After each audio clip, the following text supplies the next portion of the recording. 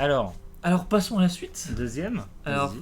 la deuxième chronique, on va parler sur, on va partir sur un petit débat. D'accord. Je t'avais teasé un petit peu là-dessus parce que je t'avais dit qu'on allait parler de réalité virtuelle, de Mhm. VR. Ouais. Et donc, la question que j'ai vue quelque part il n'y a pas si longtemps, c'était quel avenir du coup pour la réalité virtuelle? Parce que la réalité virtuelle est arrivée à peu près maintenant il y a quoi, une dizaine d'années, une quinzaine? Ouais, À peu près, hein. Ouais, peut-être, ouais, 10 ans, je Bon, un pense. peu plus 10 ans parce que 15 ans ça me Ouais, paraît ouais, voilà. ça paraît loin quand même. Hein. Mais une dizaine d'années et bon pour l'instant genre c'est encore très timide je Bah, trouve. en fait, ce qui se passe, c'est qu'il y a eu il y a eu un engouement pendant un temps sur tout ce qui était VR. Ils ont sorti Alors parce plein que de casques avec, tu te souviens, avec, c'était quoi? C'était l'Oculus Rift, l'Oculus Rift. Il y a eu le PSVR. Il y a eu le PS, parce que PSVR j'ai pas l'impression, enfin j'ai pas eu parce que là on parle beaucoup du PSVR 2. Bah justement, je voulais en parler après de ça de PSVR Ouais. 2, comme quoi c'était un peu, c'était, comment dire, euh, ça avait fait un flop quoi. Je sais pas si t'as entendu moi j'ai entendu des échos comme quoi ça avait bidé un peu. Mais j'ai l'impression qu'on a plus le même engouement qu'il y a 5 ans, comme ça où Ah, il y il y a avait, toujours cet engouement parce que genre c'est nouveau, c'est la nouveauté et tout. ouais, mais en fait, Et ouais, moi je pense comprendre pourquoi ça flop, pourquoi la réalité virtuelle en termes généraux ça flop. Parce qu'en fait, enfin, on a eu quand même, selon les chiffres que j'avais eus, on a eu quand même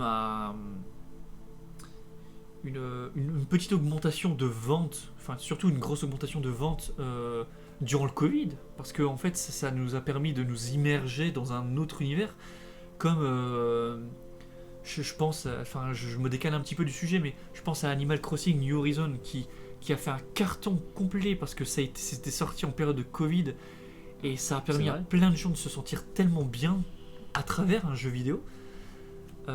Parce que voilà, on se sentait, enfin les joueurs se sentaient sur son île à faire un petit peu. C'était un petit peu l'occasion de sortir dehors au final, même si, enfin ça fonctionnait sur beaucoup de joueurs en tout cas. Donc les ventes ont explosé pour ce Animal Crossing et ça a été un petit peu pareil pour ce PSVR, enfin ce PSVR, la réalité virtuelle. Les casques de réalité virtuelle ont augmenté de manière générale durant le Covid parce que ça leur a permis de se libérer un petit peu, d'éviter d'être toujours enfermé chez soi. Surtout, je pense à ceux qui habitent en appartement, dans les immeubles. Ils n'ont pas de jardin, c'est pas vraiment drôle du tout. Et surtout quand on est seul, quoi. Donc, les Ouais. personnes qui avaient ça en leur possession, ça leur a permis de se libérer. Et en fait, à la fin du Covid, on a vu les ventes retomber du coup de ces casques, même si il est supérieur à la période avant Covid, Mhm. parce que je pense que le Covid leur a permis de faire une pub au final quand même. Mais voilà, il y a encore du progrès à faire. Moi, alors, moi, ce que je pense, c'est qu'il y a plusieurs trucs qui font que. C'est pas que ça floppe, mais que ça marche pas non plus comme ça devrait fonctionner en fait. Tout à fait. Déjà, donc comme je te disais, moi je trouve qu'il y a un temps, donc j'ai regardé l'Oculus Rift, c'est 2016. Donc j'ai vu que en fait, il y a un moment où tous les constructeurs se sont dit vas-y, là il faut faire un casque VR. Donc tu as eu l'Oculus, tu as eu l'HTC Vive, Non, c'est vrai. le PSVR, sauf que le problème c'est que quel était le problème de ces trois casques? Et quel est le problème encore aujourd'hui? En termes général de la réalité virtuelle. Bah oui, Ou- enfin du coup ouais, de la VR quoi, ouais. Moi j'en vois deux. C'est parce que alors que Moi, ça moi j'en ai un surtout en tête, j'en ai un gros, mais je te laisse parler. donc déjà moi il y a le fait que le catalogue de jeux. Ah oui, oui, oui, oui. Le catalogue de jeux. Mais je pense que je pense que pour moi, il est un petit peu lié de manière indirecte au deuxième problème et qui fait est lié du coup aux ventes de casques. Parce Ouais. que c'est les éditeurs de jeux ne font pas confiance au marché de la VR et ne proposent pas leurs jeux. Mais donc du coup, vu qu'il n'y a pas de catalogue, il y a pas non plus de vente. Et comme il n'y a pas de vente, les gens ne veulent pas proposer de catalogue. Ouais, C'est un peu un cercle vicieux en fait. je comprends ce que tu veux dire. Ouais. Après, tu vois, ça m'emmène du coup à mon deuxième problème, le prix. Est-ce que tu te rends compte que le PSVR 2 va être mis au prix de 600 euros? Ouais, j'ai vu ça. 600 euros, qui est le prix de la console. C'est quand même terrible. Je trouve ça terrible. T'as la console, tu as ta PS5, tu es content, tu es heureux, tu as dépensé la moitié, le quart, je sais pas, t'as dépensé une grosse somme de ton salaire. Là, tu te dis, ah super, grâce à ça, j'ai la possibilité maintenant d'acheter un accessoire qui va avec. Le PSVR 2, super. Et ben il faut que tu redépenses 600 euros et Et du coup, tu payes les jeux aussi. Mais oui, après tu dois payer les jeux, mais pourquoi? Parce que, genre, moi quand tu regardes le catalogue, il y a pas c'est pas les jeux. En fait, ce qui se passe, Alors, c'est il que. y a eu des très belles réussites. Hein. Oui, oui, après, oui. Je pense très rapidement à quelque chose qui avait très bien marché en VR. C'était, ils avaient sorti Resident Evil 7 en réalité virtuelle et c'est une bonne expérience. Ah ouais, je me souviens de ça. C'est. Ah, quand ils étaient au repas là, quand ils étaient Ah en oui, train c'est de ça, manger, c'est ça. ouais. En fait, on a tous cette scène, j'ai l'impression qu'il y a que ça. Tu sais, déjà. Je sais pas. Moi, je me souviens de la vidéo sur l'un qui était racide, qui avait joué à ça, qui après avait joué en VR, et c'était à ce moment-là, justement. Et non, mais du coup, voilà, ouais, en fait, alors, du coup, revenons à la question de base. C'était Quel avenir quel avenir pour la VR? Moi, je pense que là, pour l'instant, ça va stagner, voire. En fait, ce qui se passe, c'est qu'il y a eu ça. C'était bon, bah, tous les casques sont sortis. Petite hype, c'est cool, mais trop cher, je peux pas l'acheter. Ensuite, il y a eu Covid en mode bon, allez, on est chez nous, bon, on se fait plaisir. Et puis après, plus Covid, hop, on redescend. Et puis là, PSVR 2, 600 euros, tu vois comme ça. Et après, mais on reste. Je pense qu'on est toujours sur une. On est toujours à peu près sur une ligne un peu. En fait, il faudrait une grosse innovation. Quelqu'un qui arrive en disant parce qu'en moi, fait, j'ai un c'est casque, ça. il est pas cher, il y a plein de jeux dessus. Voilà. Parce qu'en fait, au final, ce qui ne fonctionne pas, parce que aussi je trouve, parce que moi j'avais encore un autre problème en tête, et je me suis renseigné un peu. Alors, on n'arrive pas encore à bien l'évaluer, parce que ça devrait concerner entre 40 et 70% de la population qui sont atteints, comme moi, parce que c'est mon cas, quand ils jouent à la VR, assez rapidement, on a rapidement un mal de crâne. Ah ouais, On a rapidement un mal de crâne et c'est très désagréable. Ça donne envie de gerber. Ça dépend des jeux, mais il y a des jeux, les casques, parce que je trouve que les casques ils sont pas encore assez bien développés et il y a tous des mini à coups en fait. Tu sais, tu sens que c'est pas. Ouais. Et C'est vrai que c'est ça- pas fluide en fait. Parce que quand on bouge, en fait, ça fait tous des mini déplacements Ouais, qu'on ouais. ne fait pas dans la vraie vie. Ouais, je comprends ce que tu veux dire. Après, voilà, peut-être que c'est pas encore on n'est pas ça se trouve on a connu que l'âge de bronze de la VR et que bientôt bah t'auras des casques qui seront merveilleux, pas chers, catalogue de ouf, qui seront d'une fluidité folle et on n'est peut-être pas encore arrivé à ça. Après, tu vois, moi je dis pas cher, mais bon, faut pas dire qu'on est des rats non plus, tu vois. Genre moi le casque s'il est à 300 euros, bon, bah, je me dis c'est pas c'est encore cher pour bah du coup C'est encore cher. C'est encore cher. c'est cher, mais le problème c'est que Pour ce que ça, pour le catalogue Ouais. qui est fourni. ouais, mais imaginons t'arrives, ils ont Alors, si ça fonctionne, les éditeurs vont miser dessus. imagine ils arrivent, ils disent bonjour, nous on a un casque VR disponible avec n'importe quel jeu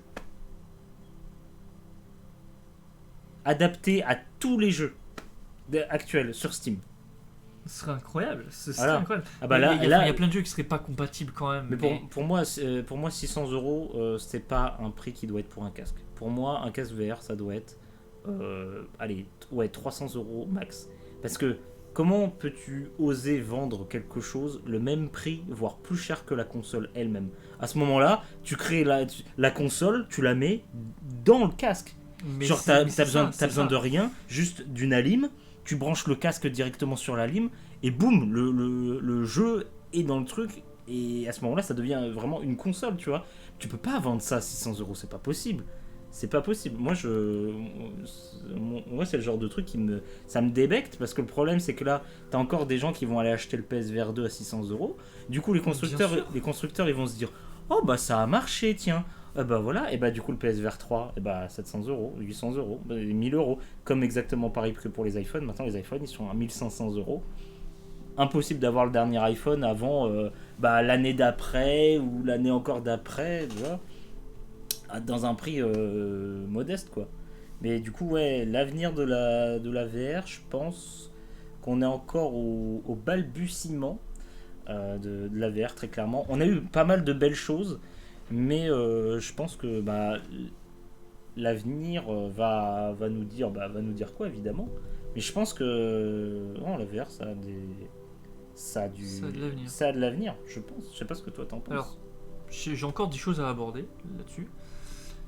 Parce qu'en fait, moi, je le vois différent. Parce qu'il y a quelque chose qu'on n'a pas parlé. Je sais pas si ça mérite d'être parlé, mais.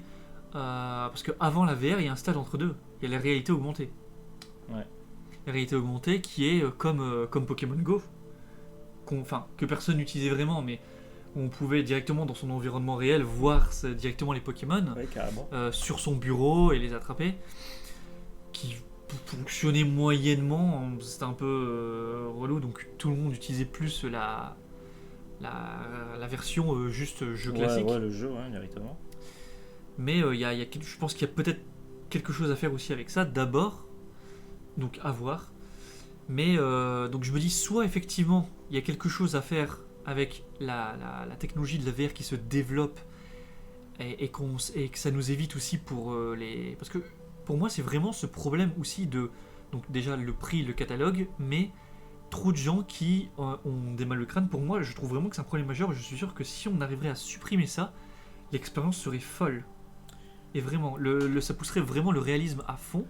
Je pense, j'ai des expériences de personnes qui me disaient, tu sais, on a tous vu des vidéos de gens qui font le truc classique en VR, tu sais, à marcher sur la poutre au-dessus du vide. Ouais. Et il disait, alors c'était un mec qui avait le vertige, il le fait, il me dit, il y avait 5 poutres à passer, j'ai passé la première tranquille, la deuxième tranquille, et la troisième, je suis arrivé, j'étais au milieu de la poutre et j'étais figé. Il dit, je savais pertinemment que genre j'étais au sol, tu vois, qu'il n'y avait rien en dessous. Et pourtant, genre, mes jambes, elles flanchaient en fait. Et genre, il ressentait cette sensation de vertige, alors que qu'il savait très bien. Et donc, il se disait, au final, c'est pas le cerveau qui compte, c'était son corps en fait. La peur, elle était inscrite en lui. Et je me dis, c'est quand même pas mal. Et je me dis, ça doit être une expérience vraiment folle si on arrive vraiment à développer ça.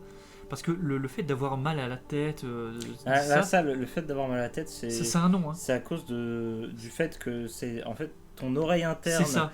C'est comme quand on lit en conduisant là. C'est ça, c'est en fait tu vois que toi tu bouges, t'es en train de regarder à droite à gauche en même temps tu bouges, mais en fait toi physique tu ne bouges pas.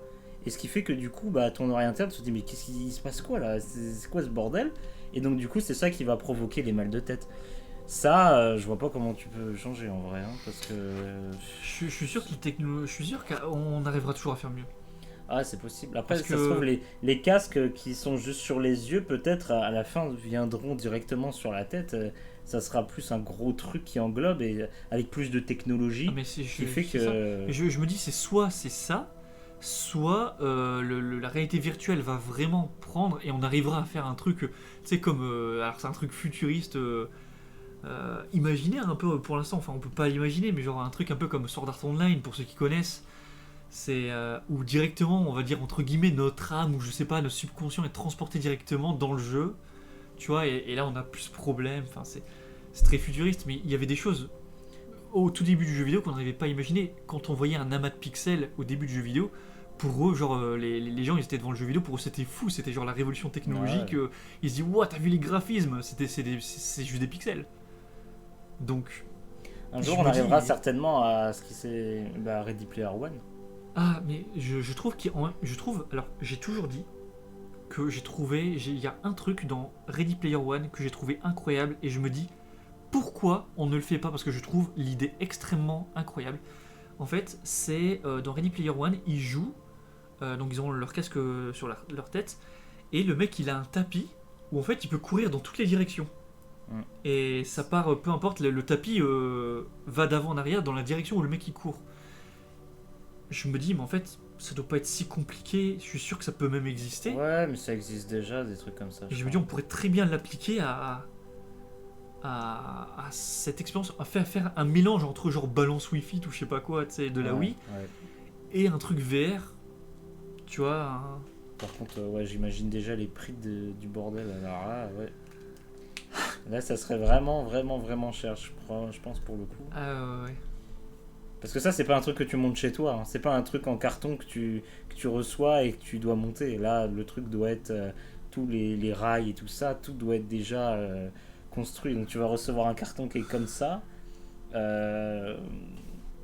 C'est... Ouais. Hâte que ça soit fait et que ça soit un peu commercialisé et rendu public. Mais ouais, à mon avis, ça va être au niveau des prix, après, ça sera dingue. Mais on peut pas se plaindre de trucs comme ça parce que ça, c'est des innovations. C'est des innovations, donc c'est forcément cher. C'est des innovations qui vont arriver, ils vont dire bonjour, 2000 €. Oui, d'accord. Après, ça va se démocratiser, ça sera moins cher par la suite. Comme les casques VR. Les casques VR, bientôt, ça sera moins cher. De manière générale, je trouve que plus on avance dans le jeu vidéo, même dans le truc démocratisé, déjà, genre, je pense le prix de la PS5, enfin, les prix du jeu vidéo augmente de plus en plus.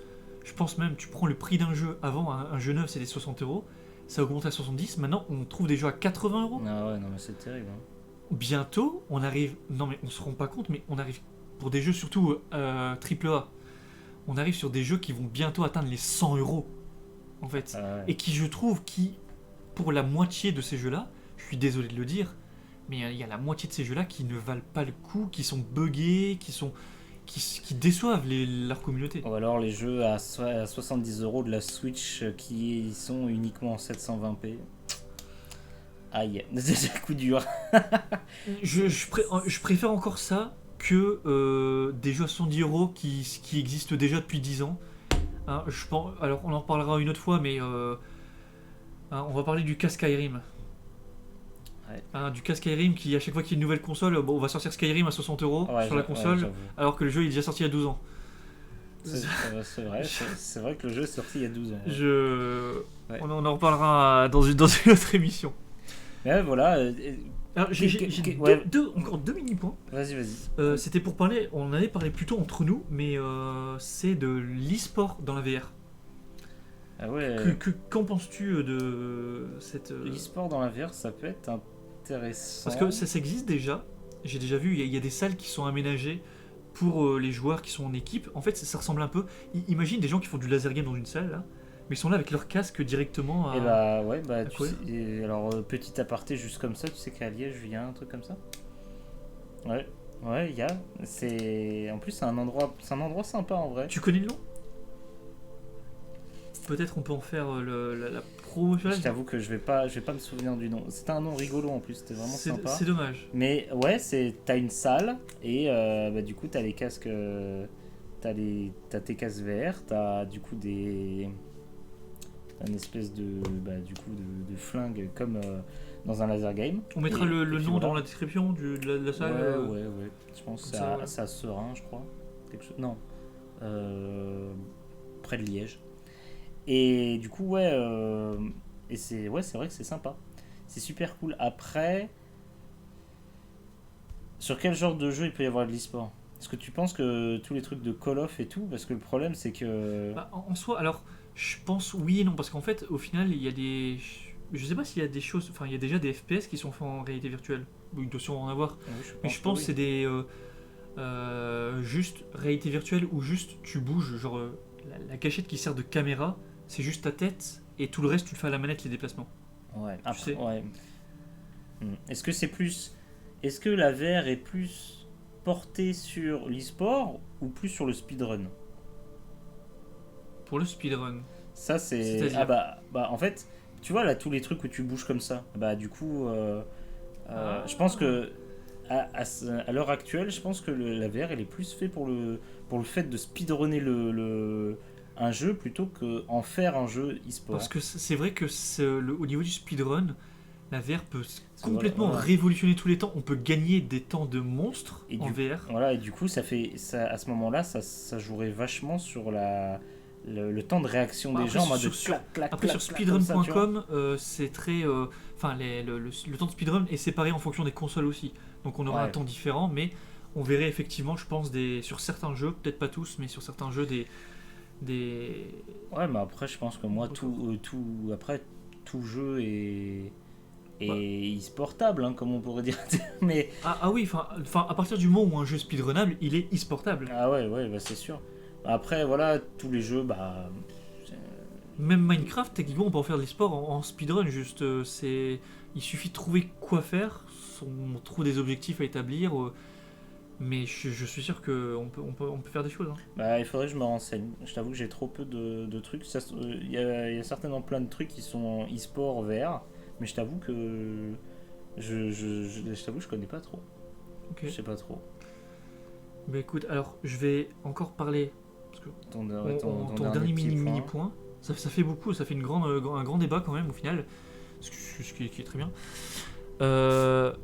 J'ai vu que la VR, du coup, avait peut-être un autre avenir, mais pas dans le milieu du jeu vidéo, mais dans celui de la médecine. Parce que, sais-tu, alors il faudrait que je me renseigne, mais j'ai vu ça. Sais-tu en quelle année le premier casque VR est apparu? Hmm, Alors j'ai plus les dates en tête, mais je peux te dire à peu près. moi je dirais avant 2000. C'est avant 2000. Ah ouais, bah avant 2000, je sais pas du tout. Et je crois que c'était Oui. même avant les années 90. C'était en genre 86, quelque chose comme ça. Alors du coup, ça serait un espèce de.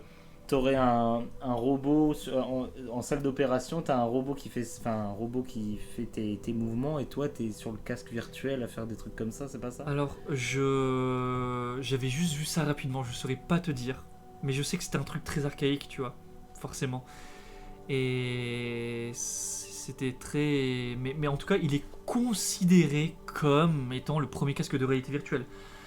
Mais faudrait se renseigner, revoir le nom. Ça pourrait faire une prochaine chronique de l'histoire du jeu vidéo. Mhm. Donc ça pourrait être très intéressant. Je me le note, d'ailleurs. Parce que, voilà, idée. Et donc du coup, effectivement, ça a un avenir en médecine parce qu'il y a déjà eu des opérations qui se sont faites sous réalité virtuelle. Ouais, ça m'étonne pas, ça. Ça m'étonne pas du tout, en vrai. D'ailleurs, alors j'en avais vu une, je ne sais, elle a été faite, je crois, il y a quelques années.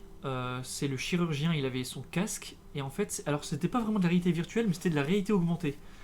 Il voyait du coup, alors c'était une opération dans le bras de la patiente. Mhm. Il y avait une opération à faire et en fait, la réalité augmentée lui permettait de voir, tu sais, toutes les lignes à l'intérieur. Genre, tu voyais les muscles à l'intérieur comme une seconde couche virtuelle. Tu voyais, ok, donc les muscles qui sont en dessous. Mhm. Ça permettait d'être plus précis. Tu fais, ok, là je vais pas plus loin parce que je sais qu'il y a le muscle en dessous. Je le vois, il y a le trait, tu vois, qui est indiqué. Et t'avais la réalité normale combinée avec la réalité augmentée. Tu vois, t'avais les lignes qui sont apparues sur le. Je vois totalement, ouais. Et je me dis, ça a l'air vachement utile et les hôpitaux disent que enfin, le milieu médical dit que c'est vraiment utile, mais le problème c'est que c'est très cher et pour les hôpitaux de s'en procurer c'est compliqué. Il y a très peu d'hôpitaux qui se sont procurés, mais ça se développe très timidement, mais il y a de la VR qui s'installe dans les jeux vidéo. C'est réutilisé aussi dans la rééducation. La rééducation, on a des vieilles personnes qui sont qui ont des muscles qui ne bougent plus, tu vois, et en fait ils jouent à des jeux de réalité virtuelle, tu sais, où tu vas faire des grands mouvements genre le golf et tout. Mhm. Et genre les patients les filmaient et ensuite ils montraient leurs vidéos et elles étaient surprises de voir qu'elles faisaient des mouvements bien amples alors que quand elles le font en temps normal, genre elles ont hyper mal.